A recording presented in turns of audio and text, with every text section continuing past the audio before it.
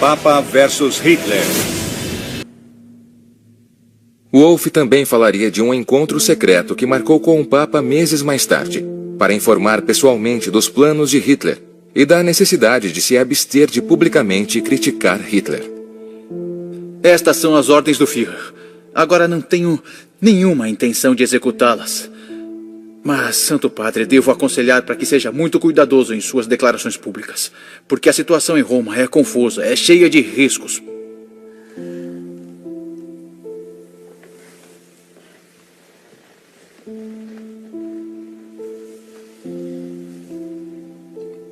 O que quer que aconteça, eu não vou deixar Roma voluntariamente. Meu lugar é aqui. Santo Padre, tenha a minha palavra de que farei tudo ao meu alcance para proteger a sua soberania.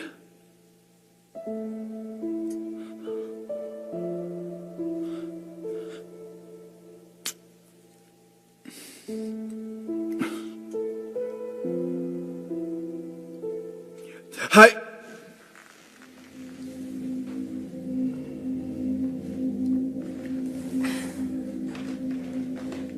Com os nazistas no comando de sua cidade natal, Pio XII enfrenta de novo um agonizante dilema moral: condenar o Holocausto para o mundo ou segurar sua língua por medo da retaliação de Hitler.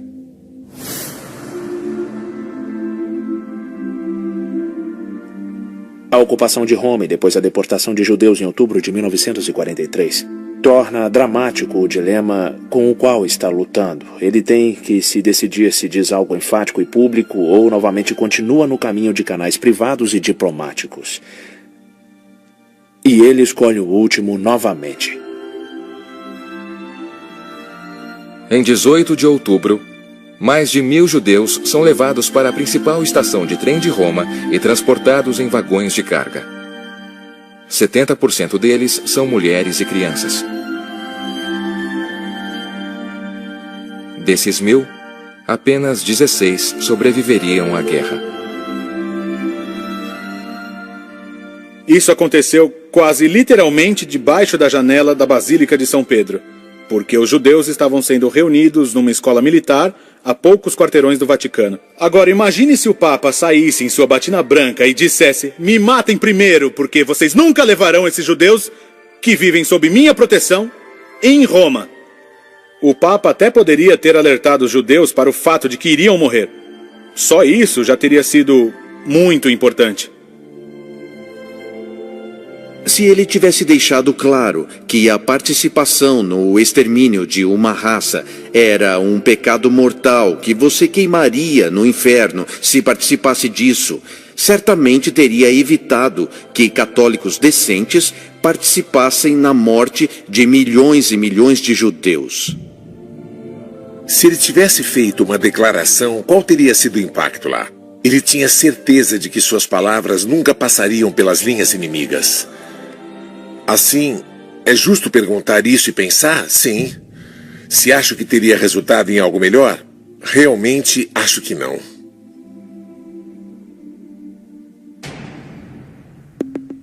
Enquanto Hitler impõe seu reinado de terror sobre Roma, no sul, as forças aliadas estão avançando para cima da bota da Itália. Para aqueles aprisionados dentro do Vaticano, a libertação não virá tão cedo. Enquanto isso, 1.100 quilômetros para o norte, um membro devoto do rebanho de Pio XII está planejando uma estratégia de libertação própria. O coronel alemão Klaus von Stauffenberg está determinado a destruir Adolf Hitler de uma vez por todas. E uma nova missão logo oferecerá a ele a melhor chance para ter sucesso. 5 de novembro de 1943. A batalha por Roma se intensifica e bombas caem sobre a cidade do Vaticano. De repente as explosões aconteceram e tudo, janelas tremeram, tudo tremeu, foi bem assustador. E no dia seguinte vimos quanto dano foi causado. Foi até um milagre que ninguém tenha morrido. As explosões danificaram um prédio do gabinete do Vaticano, o Ateliê do Mosaico, e inestimáveis vitrais de janela desenhadas pelo ícone da Renascença, Gian Lorenzo Bernini. A identidade do bombardeiro nunca foi determinada. Mas o misterioso ataque sublinha o sempre presente perigo iminente sobre Pio XII e sua igreja. Enquanto o pontífice ora para afastar o mal que o cerca, um santo guerreiro católico está se preparando para atacar em sua fonte. O coronel Klaus von Stauffenberg é a última grande esperança para a resistência alemã. A Operação Valkyria foi planejada para evitar um levante. Mas e se ao invés disso for usada para criar um? Após se recuperar de seus ferimentos, ele foi recrutado como chefe de gabinete da reserva do Exército, cujo propósito oficial era agir como uma guarda nacional nos termos americanos. Ela seria usada principalmente caso houvesse um levante na Alemanha de milhares e milhares de trabalhadores escravos, que eram naquela época a única fonte da economia da Alemanha. Sob a cobertura deste plano, para evitar um levante de trabalhadores escravos, codinome Valkyria, Stauffenberg concebeu um plano dentro de um plano chamado Valkyria II. Seria a manobra definitiva. Stauffenberg usaria seu exército da reserva, não para proteger o regime nazista, mas para desmantelá-lo. Após matar Hitler, ele mobilizaria suas unidades pelo Reich para reprimir agitações civis, enquanto trabalhasse secretamente para implantar um novo governo antinazista. Eles agora têm um plano, com o codinome Valkyria. Vão usar a reserva do exército para reprimir a agitação resultante. Sabemos pelo testemunho do Padre Liber que Pio XII foi informado com grandes detalhes sobre o que Stauffenberg tinha planejado. A eliminação de Hitler com uma bomba que seria plantada por um agente católico da resistência alemã.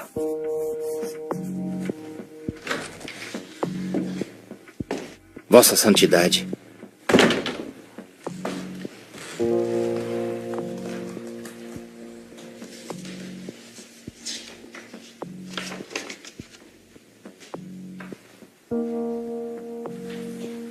Seria melhor se Vossa Santidade me permitisse destruir essa carta imediatamente. Não precisa, Robert. Pode dizer a eles que viu o Papa queimar as páginas.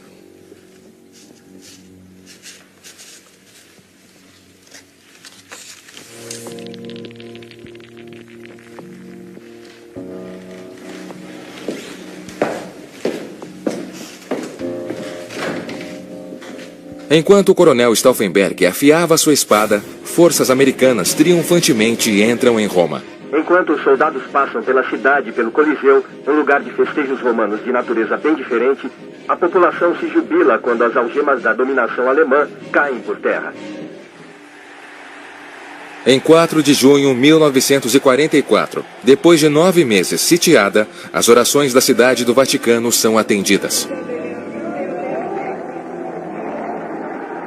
It is a real joy for us to welcome you all here. You know very well, you have had an experience now of the dangers and uncertainties of life in the midst of a war. Make one thing certain, that you keep always close to God.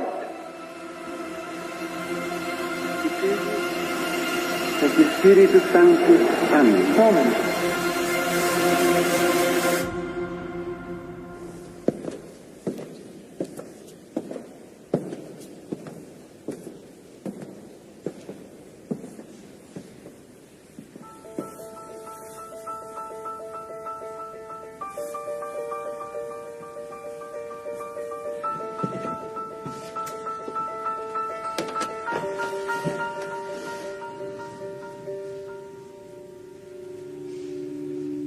Amado Senhor Jesus, eu me ofereço como sacrifício para a sua glória. 6 semanas depois da libertação de Roma, Klaus von Stauffenberg está na véspera da infâmia. Eu me entrego à sua vontade. Permita que eu seja o seu instrumento na causa da justiça e da paz. Ele era um católico devoto. Sabemos que foi a uma igreja católica em Berlim na noite anterior à conspiração e rezou.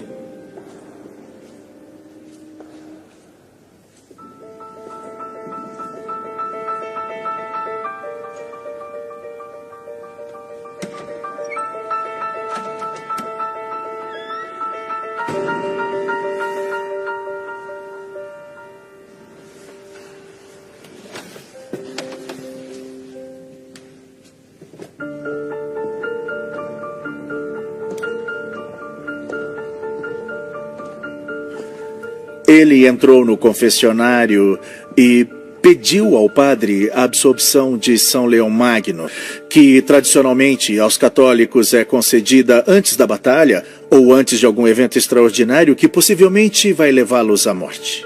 Que a paz de Cristo esteja com você. Em nome do Pai, do Filho e do Espírito Santo. Perdoa-me, padre, porque pequei. Faz 3 meses desde a minha última confissão. Hoje eu vim pedir a absolvição. Absolvição de um pecado ainda não cometido. Mas que a vontade de Deus seja feita pelo bem maior da humanidade.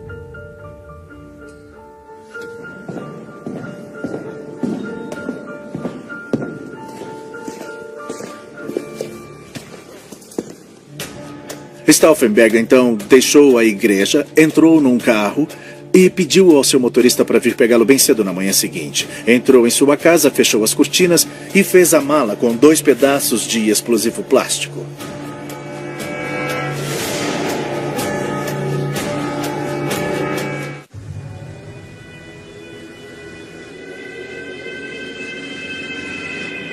Durante 5 anos, um grupo corajoso de alemães silenciosamente conspiraram para retomar seu país das garras do mal. Hoje, com o seu país se pulverizando irremediavelmente na direção da aniquilação, eles farão um derradeiro combate.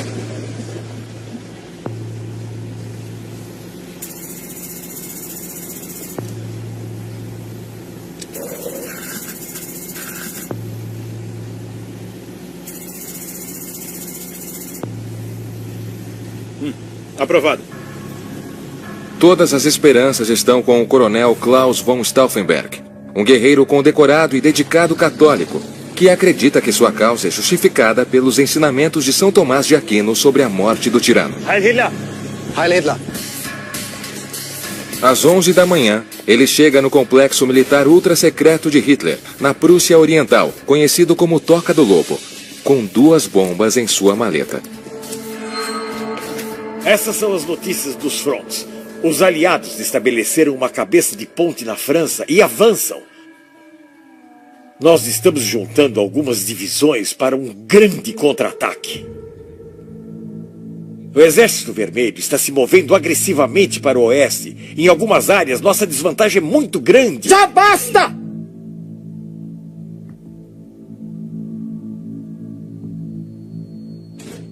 Não tenho nenhum general nesse gabinete que saiba como alocar recursos adequadamente? Coronel, temos um telefonema de Berlim. Minutos na conferência, ele se desculpa e deixa a sala para atender um telefonema que o informaria das últimas notícias de Berlim. O Exército Vermelho irá enfraquecer e a vitória será nossa!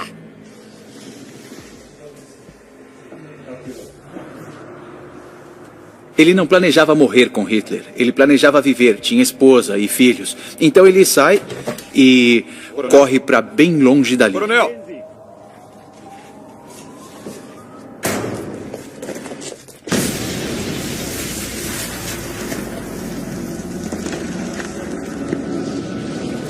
Ele ouviu a explosão, viu janelas sendo estilhaçadas, viu corpos voando pelo ar. Carro, por favor. Tenho que chegar ao aeroporto imediatamente. Vamos, dirija! Dirija! Ele imediatamente entrou no carro e passou pelos 2 portões, um interno e outro externo, do complexo.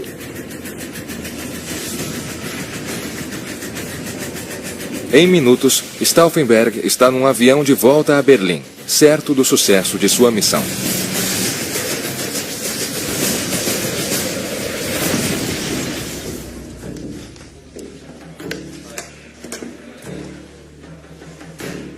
Aqui é o Coronel Stauffenberg ligando de Berlim. Estamos agora em estado de emergência. Ele tinha chegado pouco depois das 16 horas no quartel-general dos conspiradores, em Bendler Block. Depois passou a telefonar para os oficiais pela Europa ocupada, dando o codinome Valkyria, desencadeando a conspiração. Mas chegaram notícias de que Hitler tinha sobrevivido à bomba, que só tinha se ferido levemente.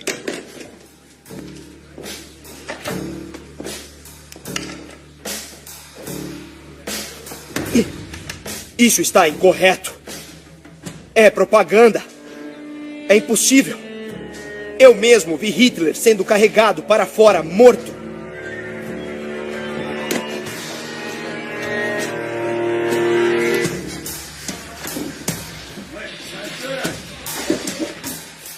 Meu Führer.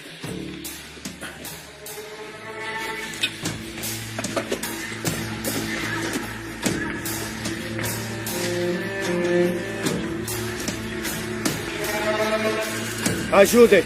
Ajudem!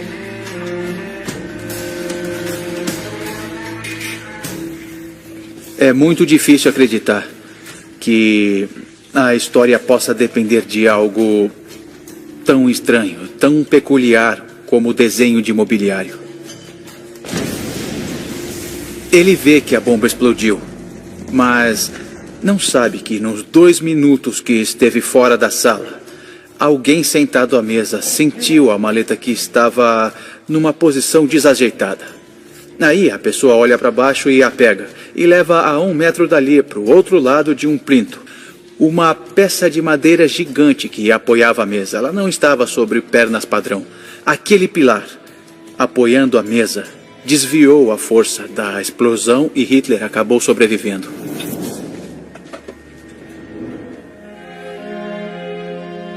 Hitler escapou com ferimentos tão leves que pôde ir a uma reunião à tarde com o ditador italiano deposto Benito Mussolini, que está agora sob custódia protetora nazista, e até o levou para ver o local da bomba. Naquela noite, o Führer aparece na rádio para pôr fim aos rumores sobre a sua morte. Camaradas alemães e senhoras, um pequeno grupo ambicioso e também irracional de oficiais criminosos e idiotas planejaram uma conspiração para se livrarem de mim. Hitler imediatamente deu carta branca para prender todos os conspiradores. E esse foi o fim da conspiração.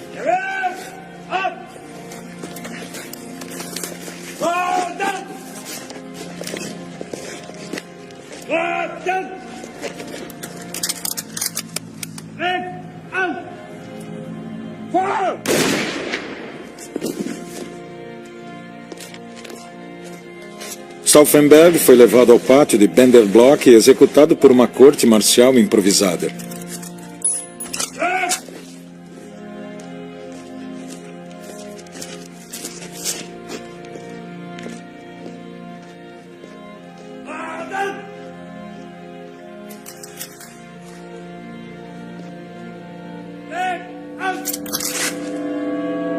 Vida longa à nossa sagrada Alemanha!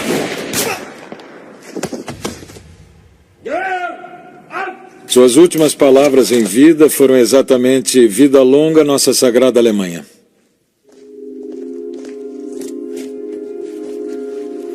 Durante anos, esta conspiração para matar Hitler foi conduzida nas sombras, escapando de um regime com olhos em todo lugar. O plano de Stauffenberg era para ser um momento há muito tempo esperado de redenção. Em vez disso, foi o golpe de misericórdia. Hitler chegou muito perto da morte e decidiu se vingar, e toda a conspiração começou a ser desvendada. Em setembro de 1944, um monte de documentos foram encontrados em um cofre na Abwehr, incriminando não só a resistência alemã de conspirar contra Hitler, mas também mostrou suas conexões com Pio XII. Entre os documentos está uma nota escrita à mão, com timbre papal, aprovando a remoção do regime de Hitler. Esta é a evidência mais incriminadora que eles poderiam ter encontrado no que diz respeito ao Vaticano, porque o que era para ser apenas uma suposição do envolvimento do Papa, agora se tornou uma certeza. Este pedaço de papel e outros documentos que foram encontrados colocaram os nazistas de volta em seus calcanhares, e quando Hitler viu o que continham, ele não conseguiu sair da cama por uma semana. Bom dia, meu filho. Meu Deus. Não consigo falar. Segundo os boletins médicos, ele tinha o sistema nervoso muito abalado. Não quero mais. Ele ficou totalmente frustrado ao descobrir o quanto difundido estavam os eventos de 20 de julho. Ele esperava que fosse apenas um pequeno grupo de oficiais e viu que era algo muito maior. Que não era só na Alemanha, mas também chegava no Vaticano. Isso foi um choque para ele. Isso pode tê-lo perturbado muito, porque Hitler um dia foi católico praticante. Chegando ao fim de sua vida, provavelmente foi subconsciente e profundamente perturbador para ele pensar que a autoridade suprema do poder moral cristão no mundo tinha se voltado contra ele e contra seus planos. Que a paz esteja contigo. Amém. Amém.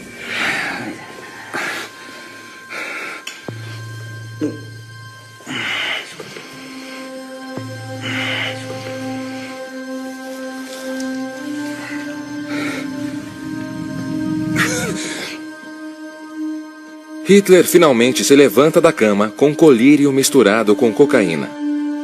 Com seu vigor restaurado, ele resolve aniquilar todos os membros da conspiração, enquanto ainda pode. Exterminar todos! Exterminar todos de uma vez! A vingança era muito doce para ele. Ele estava numa crise de sede de sangue para matar.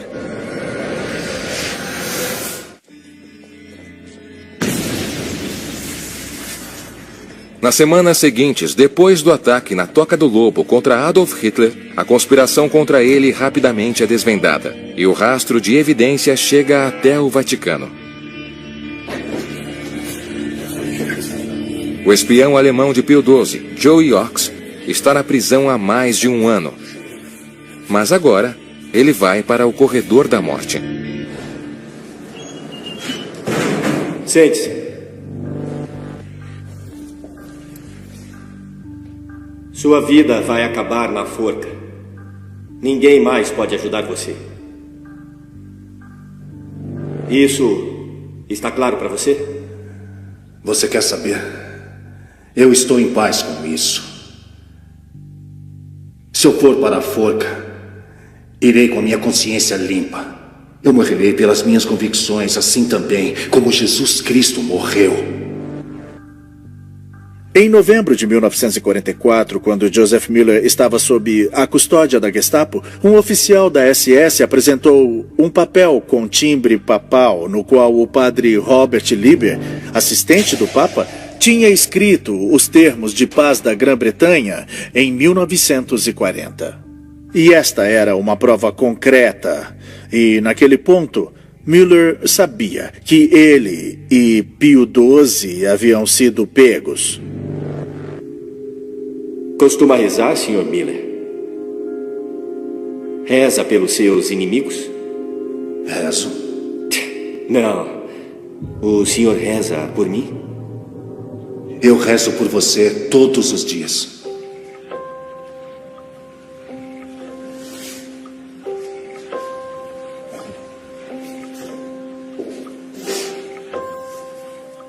O oficial da Gestapo fica em silêncio e diz: Vou deixar você sozinho por um momento. E volto em 10 minutos.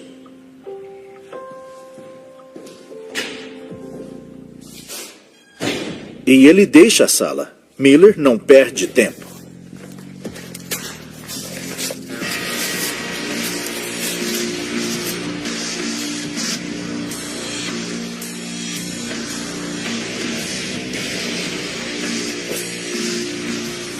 Quando o oficial da SS retorna, 10 minutos depois, ele finge que o pedaço de papel nunca existiu. Uma direta peça de evidência se foi, implicando Pio XII no plano de matar Hitler. Mas para Miller e seu cúmplice na custódia da Gestapo, a punição só está começando. Pode rezar para fugir daqui, Miller? Deus salvará você? Essa foi a hora sombria dessas pessoas. Miller e outros foram torturados horrivelmente. Ele foi acorrentado, foi espancado, foi cortado e eles não se privaram de nada. Mas ele nunca cedeu.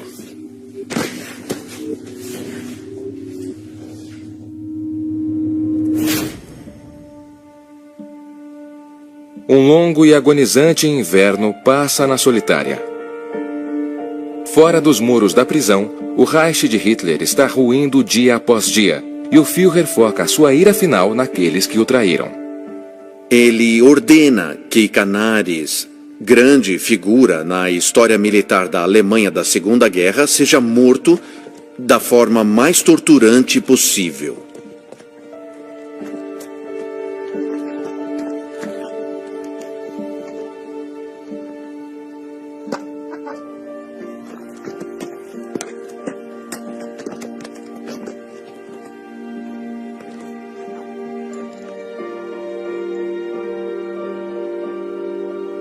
Prossigam!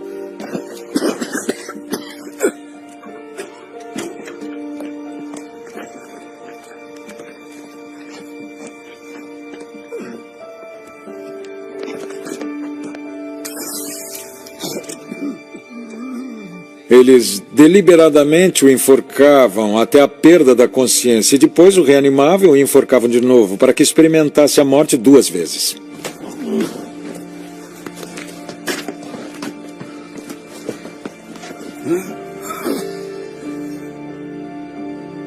Prossigam!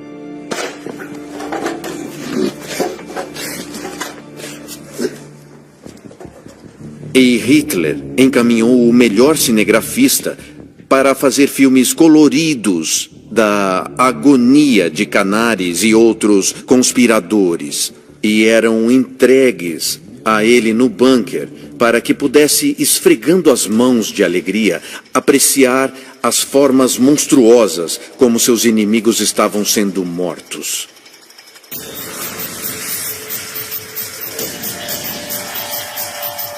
Esses filmes capturaram os momentos finais de Canaris e muitos outros conspiradores, mas não de Joseph Miller. No céu, o pão nosso de cada dia nos dai hoje. Perdoai as nossas ofensas, assim como nós perdoamos a quem nos tem ofendido.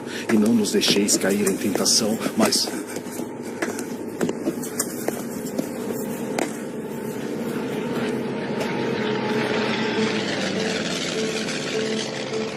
Müller rezou.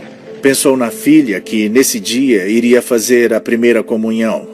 Pelo menos, enquanto estou sendo levado para a forca, talvez até no mesmo momento, minha filha está indo receber o pão da vida eterna.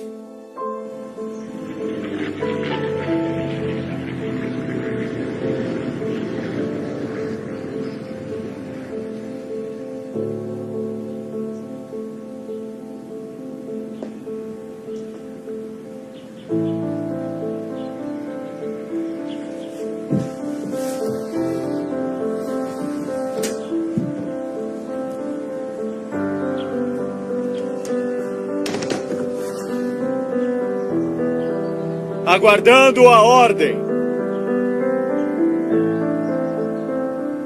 A qualquer momento, ele esperava se juntar a Canaris, Oster e outros que foram enforcados, mas ele ficou lá e nada aconteceu.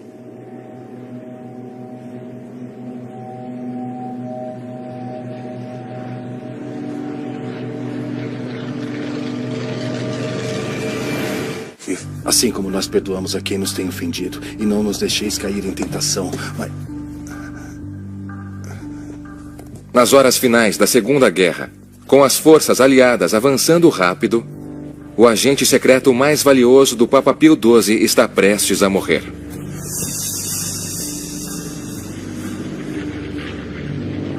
Joseph Müller foi levado à forca. Ele ficou aguardando lá por 2 horas enquanto bombardeiros sobrevoavam. E, depois de um tempo, ele foi levado de volta para a cela.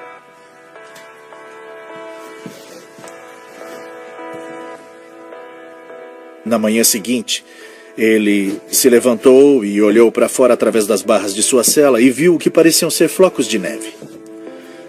E os flocos flutuando dentro da cela de Müller era tudo que restou de seus amigos. Só depois da guerra que Müller descobriu que foi salvo por um telefonema no último minuto. Acontece que Joe Ox tinha um velho amigo na guarda pessoal de Hitler. Durante um intervalo para um cigarro fora do bunker do Führer, em Berlim, o general da SS Hans Rottenhuber fica sabendo da execução iminente de Müller do colega oficial Ernst Kaltenbrunner, que tinha liderado a caçada pelos conspiradores. Rottenhuber disse não pode tirar o nome dele da lista, e Kaltenbrunner concordou sob o pretexto de que talvez Joseph Müller, devido à sua conexão com o Vaticano, poderia ajudar a negociar termos de rendição mais favoráveis durante os últimos dias do Reich.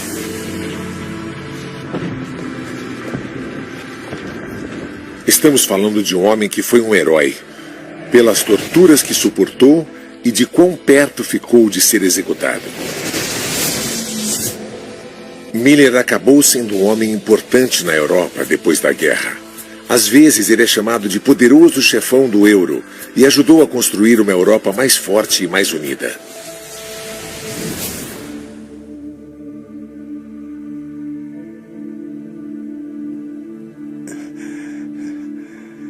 Joseph. Boa tarde. Mas que alegria. Em 1º de junho de 1945, Joey Ox, Joseph Müller, entrou no apartamento de Pio XII em Roma. Segundo Müller, Pio XII atravessou a sala e o abraçou como um filho que não via há muito tempo. Eles se abraçaram durante 2 ou 3 horas. Pio XII não soltou as mãos de Müller. Eles conversaram sobre tudo que Müller sofreu e discutiram os planos contra Hitler. Nós temos que fazer isto. Todos nós lutamos contra forças satânicas. Deus não nos dá algo sem um motivo.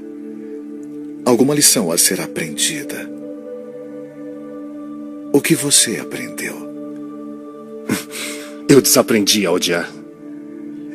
Vi o ódio em tantas formas que até fui capaz de parar de odiar os nazistas no final. Mas agora temos que ir adiante, não é? E reconstruir um mundo sem ódio.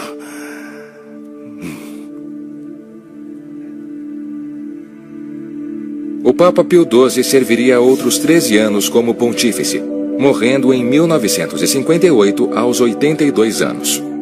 Na época de sua morte, ele foi considerado no mundo todo uma figura eminente na causa da paz mundial.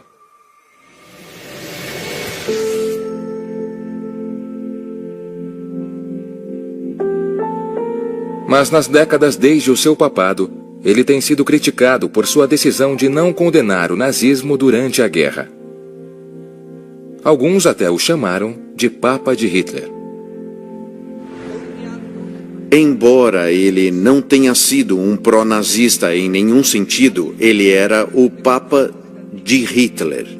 No sentido de que o seu silêncio de 4 ou 5 anos durante esses terríveis eventos foi simplesmente uma decisão profundamente errada. Ninguém está dizendo que o Papa nunca ajudou a salvar judeus secretamente ou em silêncio. O que estamos dizendo é que ele nunca pôs a vida em risco, nunca pôs a igreja em risco. A forma mais efetiva de parar Hitler não era por essa rede secreta de espiões. O mundo não precisava que o Pio XII se tornasse o chefão da CIA. Precisávamos que ele fosse o que era. Ou que se propusesse a ser, a voz da moral para o mundo. Mas defensores de Pio XII argumentam que o seu silêncio foi uma estratégia justificável para evitar acrescentar lenha na fogueira de Hitler. Se você sabe, por experiência repetitiva, que se protestar por tudo e não tiver qualquer efeito positivo nas pessoas, muito pelo contrário, as coisas vão de mal a pior. Se sabe disso, E continua protestando, então você é um tolo. E Pio XII certamente não era um tolo, ele não era irresponsável. Eu acho que às vezes, no debate, o que está faltando é que antes de ser Papa, ele era um homem. E nenhum homem é perfeito. Acho que o Papa Pio XII tinha determinação sincera para proteger a Igreja. É uma imensa responsabilidade que nenhum de nós consegue entender. Para aqueles que dizem ter sido ele o Papa silencioso, considerem que as circunstâncias são imprevisíveis. Eles têm consequências imprevisíveis.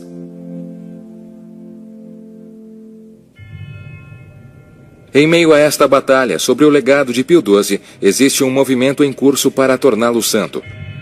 Em 2009, ele foi considerado venerável, o primeiro de 3 passos para a canonização. É preciso um milagre, e estamos trabalhando nisso. 1 ou 2 casos parecem bem promissores. O que é importante para mim é que finalmente se faça justiça, porque o que algumas pessoas fizeram em relação a esse homem é um... Tenho com a canonização são aquelas dúvidas, aquela sensação incômoda que ele fosse tímido demais ou diplomático demais e não mostrou bastante da voz profética. Essas dúvidas persistentes tornam muito difícil pensar neste homem como um santo. Robert Leiber, que o conhecia bem, trabalhou com ele bem próximo, supostamente disse em italiano: grande sì, santo no. Grande sim, santo não. Este debate sobre a conduta durante a Guerra de Pio XII provoca dúvidas maiores que transcendem a história. Como líderes religiosos devem diretamente intervir em conflitos políticos? Suas declarações promovem a paz? Ou apenas encorajam o inimigo? E quando, ou nunca, é justificável matar pelo bem maior? Toda guerra desafia a nossa definição de bem e mal. Mas talvez nada dramatize tão poderosamente a área cinzenta entre eles como o duelo secreto entre o Papa e Hitler.